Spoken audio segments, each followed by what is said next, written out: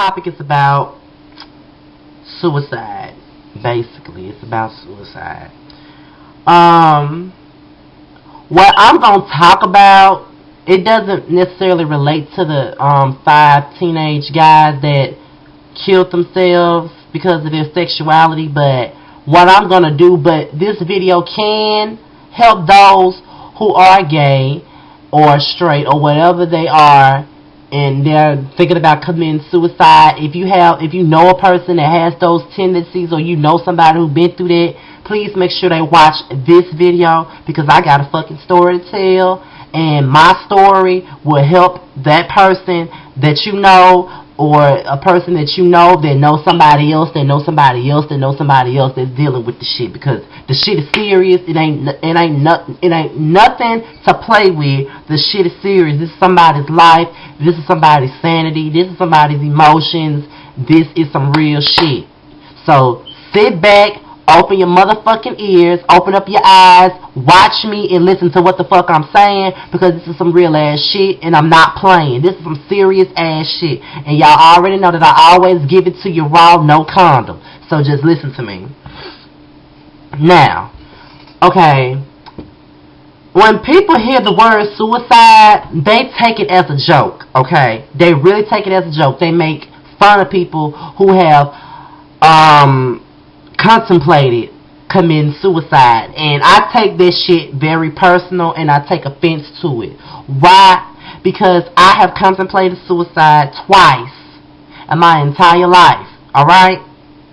And it all stems from all the way back to when I was in the 4th grade. You know, I was 9, and that's when our school district was fucking up, you know.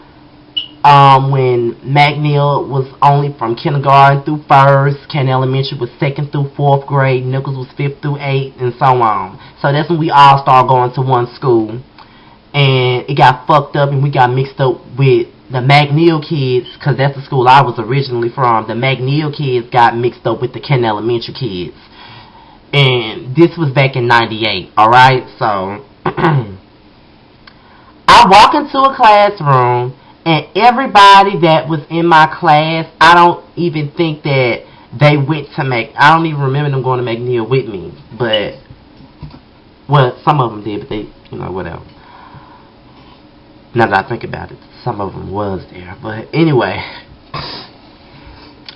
I remember walking into class. I didn't hardly know anybody. And, you know, it's always, especially when you are 9 years old, in the 4th grade, you know, you aren't fully mature yet, and you're not even maturing yet, period. Because I was still watching Rocco's, more than likely playing with Hot Wheels and shit. I was still stuck on cartoons and Nickelodeon all day.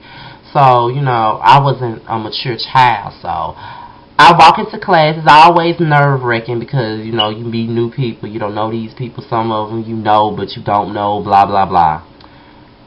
And when I went to Kent Elementary, my first, you know, that was going to be my first and my last year, because it went all the way from 2nd to 4th grade. So 4th grade was going to be my first and last year being at Kent Elementary. When I first went there, I was first introduced to the word gay, to the word faggot, to the word punk, to just verbal abuse and sometimes physical abuse too. I didn't know what the fuck gay was. When that motherfucker, I remember it like it's plain as day. This girl called me gay. I ain't even know what the fuck it was. I started laughing. I thought it was funny. All I know is that the Flintstones was saying we'll have a gay old time in their theme song. I didn't know what that shit was about. I didn't know what it was, because around here, I didn't know. My mama never really just talked about that shit in front of me, so I didn't know what the fuck gay was. I'm laughing. These motherfuckers steady calling me gay day in and day out. I don't know what the fuck it is. I don't know what it means. I'm laughing because I'm thinking it's funny.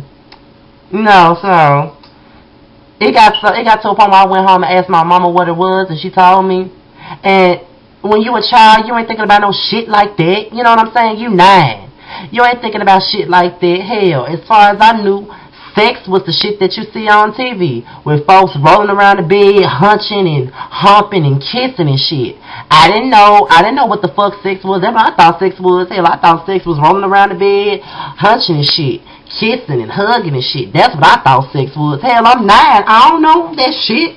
Because, you know, shit, that's called being a grown child. When you know what the fuck gay is, and when you know what the fuck sex is, and when you know what sucking dick is and eating pussy is at that age, that means you grown. You ain't got no home training. So I didn't know nothing about this shit. You know what I'm saying?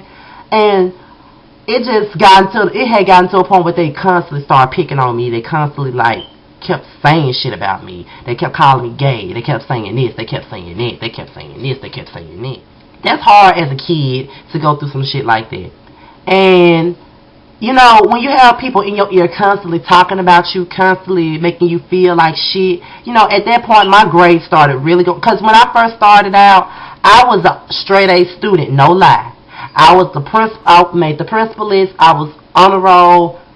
I had these fucking trophies and shit. I had ribbons. I had all these awards. All that shit stopped when I got to the 4th grade, basically. I became I was not a terrible student. I was never a terrible student. I just never worked to the best of my abilities. But the reason why my grades falling down, because my mind was on unnecessary shit. My mind was, what is this person going to say about me today? What is this person going to do to me that day? I mean, what's going to happen to me? It's fucked up how kids have to come to school and feel tormented and shit, and then, you know, if somebody look at you, you thinking they finna talk about you because you're so used to people talking about you. So, when 4th grade passed, I got in 5th grade. It started getting physical then, because I'll never forget this. I will never, ever, ever forget this day. I remember it like yesterday. We was at Nichols. I was in the 5th grade, and it was this group of boys. I was sitting down talking to one of my friends, because mind you, I did not have any friends that were boys then. All my friends were girls. That's all I was around, girls. So, whatever. I remember being in the gymnasium, and I was just sitting there minding my own business. And at that time, you know, they used to sell Starburst in the gym, used to sell pop in the gym, airheads, pickles, hot fries, shit of that little nature. Talking to one of my friend girls. All of a sudden, all the girls go to the bathroom, and I'm just sitting there by myself. I used to hate it when they have to go to the bathroom, because I used to have to sit there by myself, and all the motherfuckers would come over there and start shit with me for no reason. So, I'm just sitting my ass there. This motherfucker gonna pull me by my arm, and I was trying to get away from him, but let me make this clear. I've always been skinny. My arms, you know, I was kind of weak, so I couldn't, you know, while he was pulling my arm, he was stronger than I was. So he pulled my arm, he put both my arms behind my back like this, to the point where I couldn't move. And he got 2 other people to hold me, and I was just like that the entire time. And they was just punching me, just punching the shit out of me. And I'm not going to call the names, because I know exactly who the fuck you were. Don't think I forgot, but I know who you were. I know exactly who you were, and that's why you ain't shit now, because of what the fuck you did. I know who you are, and I never forgot the shit, so don't think I forgot, alright? Don't fucking think I forgot. I'm grown now, and I'm over the shit, but just by me talking about it and me reliving it right now is making me fucking mad right now. So, please excuse my language for those that's listening to the story, but, you know, getting punched just constantly for no reason.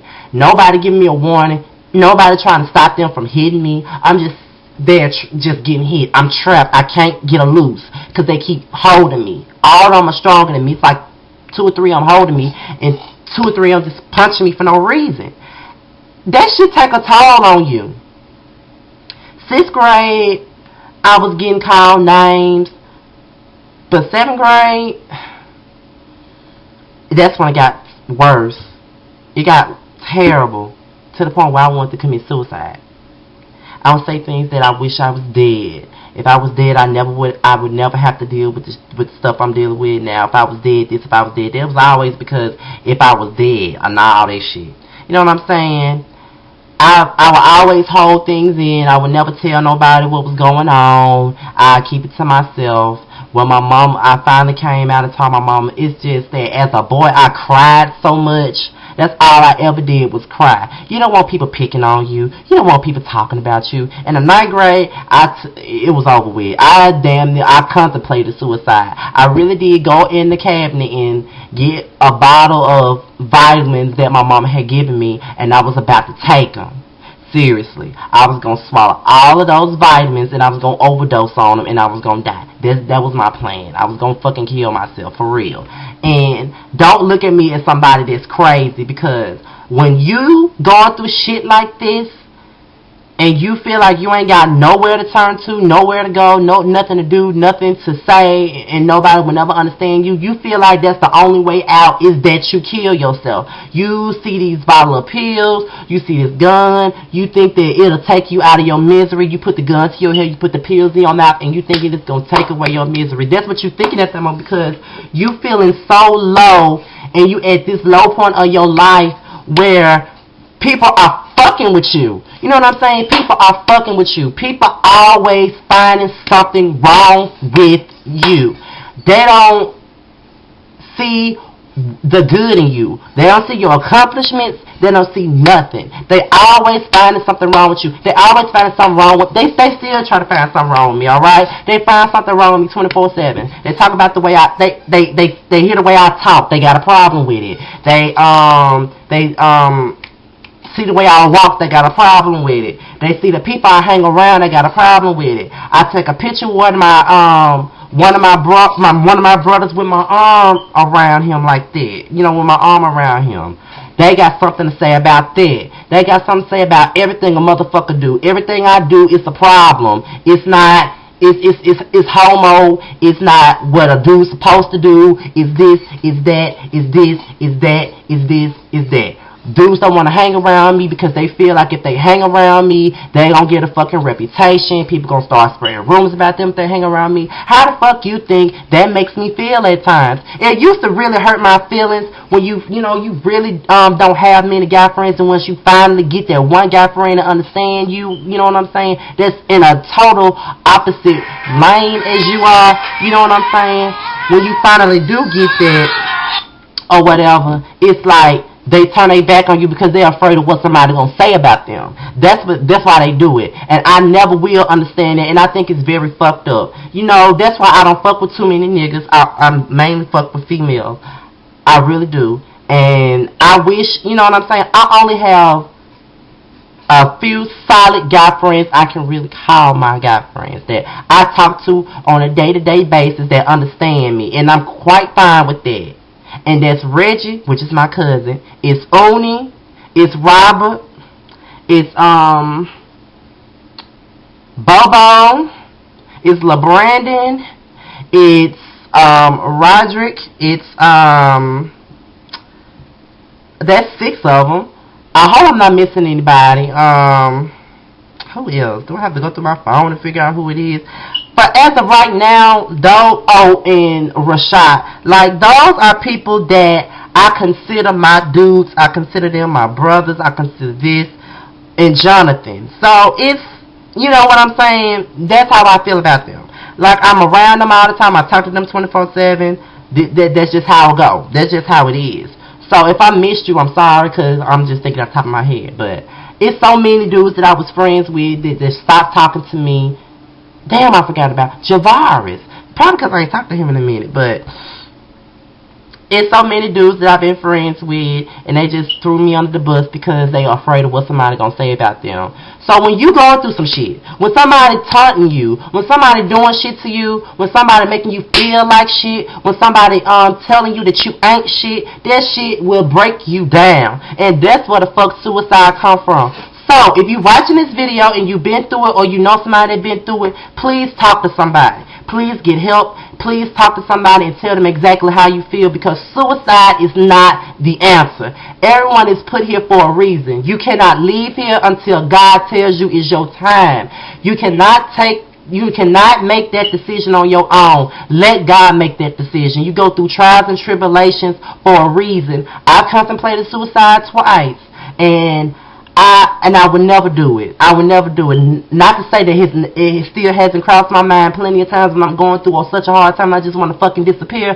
But all I'm telling you is this: do not commit suicide. Please talk to somebody about your problems, whether it be your friend, your brother, your sister, your aunt, your cousin, your mama, your daddy, your stepdaddy, stepmama, stepgrandmama, anything that's dear to you, anyone that's dear to you. Write it down. Do something. Just get your emotions out and tell somebody what's going on with you, and then take it from there. Alright? Because after all this shit that's going on with the folks, with the gay dudes that killed themselves because they were bullied and shit, that shit makes me mad. I've been bullied before, and it's fucked up how people would do you because you different and you this and you that and this and that. So I'ma close this video out with letting you know life is precious and you only have one, so live it to the fullest. Fuck what a motherfucker say, cause that's the motto I live by. If these folks can't accept you for who you are, if these folks can't accept you for what you are, if these folks don't like what you say, fuck them. Fuck them up this wall with handcuffs on. Fuck them. You don't have to live for them. You don't. Just fuck them, okay? So I'm out this bitch in 5, 4, 3, 2, motherfucking 1. I'm out this bitch. Holla.